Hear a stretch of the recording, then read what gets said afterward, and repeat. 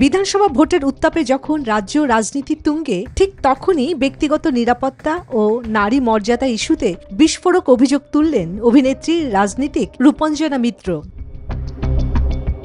BJP ছেড়ে তৃণমূলে যোগ দেওয়ার পর থেকেই তাকে উদ্দেশ্য করে লাগাতার কটূক্তি ও ধর্ষণের হুমকি দেয়া হচ্ছে বলে দাবি তার। এই অভিযোগ ঘিরে নতুন করে রাজনৈতিক বিতর্ক শুরু হয়েছে।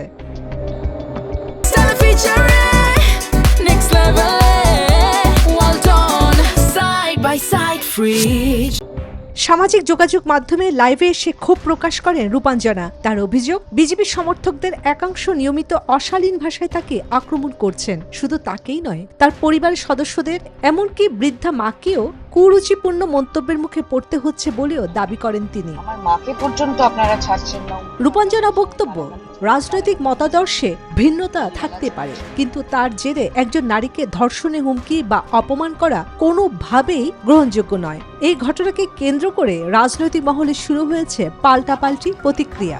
আক্রমণ আপনারা করছেন। চন্দ্রা, নিউজ 24।